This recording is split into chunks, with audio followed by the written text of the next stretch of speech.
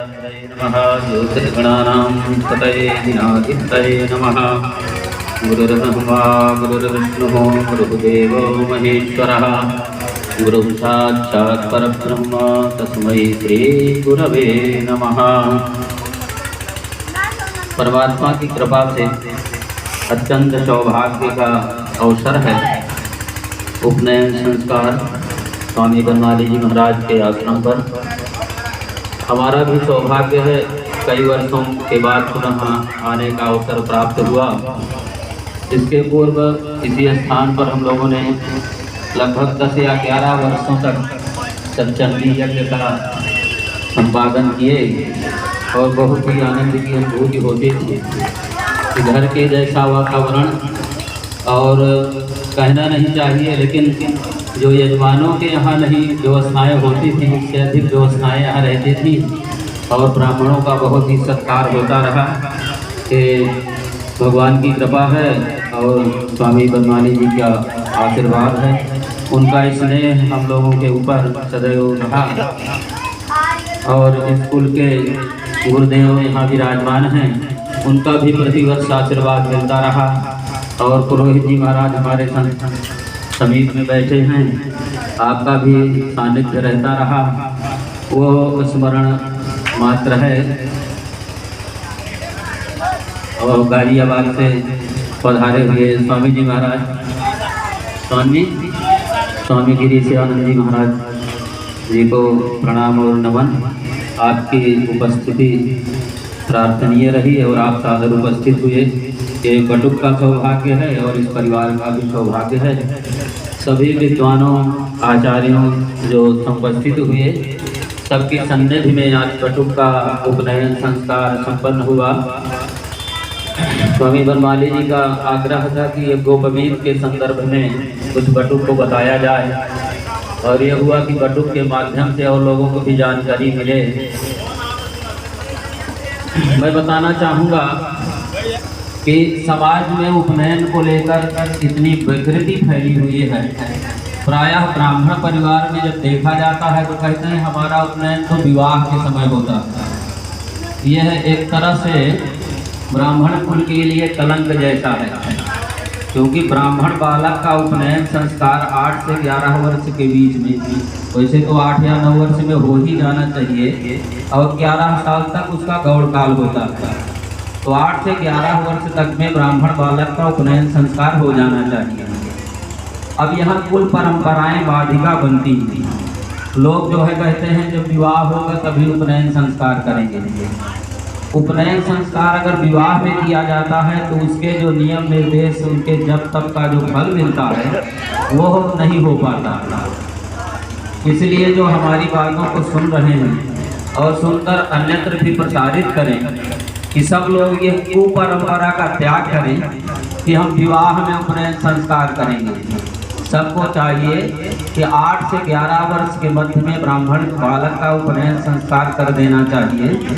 जिनको ये है कि हमारे परिवार में परंपरा ऐसी है कि विवाह में होता है कोई अनिष्ट न हो जाए, यद्यपि इससे कोई अनिष्ट नहीं होता, हम विश्वास के साथ कह सकते हैं, क्योंकि हमारे परिवार में भी ऐसी ही परंपरा थी, लेकिन हम इसका उच्छेद करके हमने समय पर बालकों का उपनयन संस्कार कराया। तो ऐसी अगर किसी के मन में अवधारणा है तो उसको त्याग करें और फिर भी अगर नहीं साहस कर पा रहे हैं तो घर में न करके किसी आश्रम या मंदिर में कर देना चाहिए। लेकिन बालकों का उपनयन संस्कार समय से करने से उनके अंदर ब्रह्म वर्चस्व की सिद्धि शक्ति आती है। पहले जो आप लोगों ने सुना होगा कि ब्राह्मण श्राप दे सकता है, ब्राह्मण वरदान दे सकता है, वो इसी संस्कार का बल था, इसी का प्रभाव था। जब बालकों का उपनयन संस्कार समय से हो जाता था वो संध्योपासन करते थे, गायत्री मंत्र का जप करते थे, तीनों कालों में सूर्य भगवान को जल देते थे, प्राणायाम करते थे। तो उसके प्रभाव से ब्राह्मण में इतनी ऊर्जा आ जाती है कि वो विश्व का कल्याण कर सकते हैं और उनके ऊर्जा में इतना कोप भी होता है कि बड़े से बड़े महापुरुष का वो विनष्ट भी कर सकते थे अपने श्राप के द्वारा।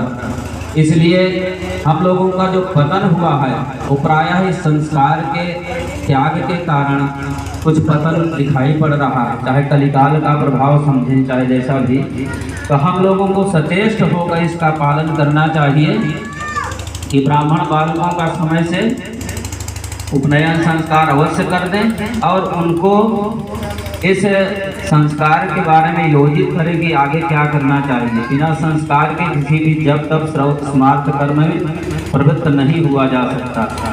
इसलिए यह अनुष्ठान का पूर्वांग कर्म है, उपनयन संस्कार अवश्य करना चाहिए। जो उपनयन संस्कार में यज्ञोपवीत धारण कराया जाता है उसमें 3 ग्रंथियाँ होती हैं। उसमें ब्रह्मा, विष्णु और महेश मन त्रिदेवों का वास होता है। 9 तंतु होते हैं जिसमें अग्नि आदि देवताओं का, ओंकार आदि देवताओं का वास होता है, आवाहन किया जाता है। तो ये देवमय यज्ञोपवीत है। जब इसको ब्राह्मण धारण करता है तो कवच स्वरूप होता है। देवताओं की शक्तियाँ उसको हमेशा आच्छादित किए रहती हैं, उसका कभी अनिष्ट नहीं होता। आजकल देखने में आता है कि प्रायः लोग उपनयन संस्कार कर लेते हैं और उपनयन संस्कार बीता नहीं कि जनेऊ खूंटी में टांग देते हैं। ये बड़ी कुप्रथा है। अब कतिपय पढ़े लिखे लोग और सब भ्रांत व्यक्ति जो धनी मानी अपने को समझते हैं उनमें ये बुराई अधिक देखी जाती है। इसका हम लोग विरोध करना चाहिए हम सबको। और ये बहुत ही कुप्रथा है और बहुत चिंतनीय है ब्राह्मण समाज के लिए। जब अपने शिखा सूत्र को आप नहीं धारण करेंगे तो आपको हिंदू धर्म में जन्म लेना, सनातन धर्म धर्मी कहलाना, ये बहुत ही कलंकित हो जाता है।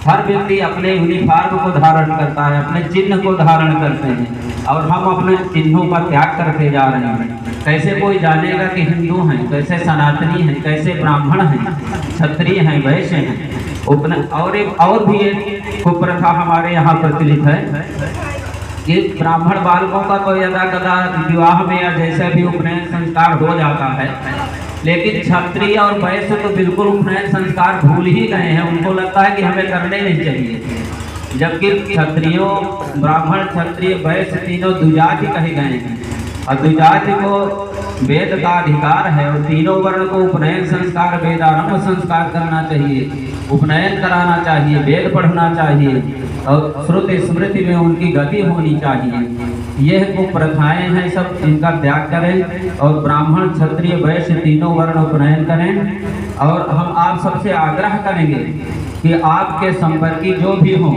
वो समय से सबका उपनयन संस्कार के लिए प्रेरित करें। और जो समाज सेवी संस्थाएं हैं, जो समाज सेवक व्यक्ति हैं, उनको चाहिए कि अन्य कार्य के लिए तो आप तमाम प्रकार की योजनाएं चलाते हैं। हमारे ब्राह्मण ही तमाम प्रकार के NGO के माध्यम से मेडिकल की तमाम दवाएं बेचते होंगे, सब करते होंगे, अनेक प्रकार के कार्य करते हैं। लेकिन अपने ब्राह्मणत्व को जिसमें प्रचार होना है, जिसमें शक्ति का संवर्धन होना है, जिसमें लोक का कल्याण होना है, जिसमें अपने जाति और धर्म और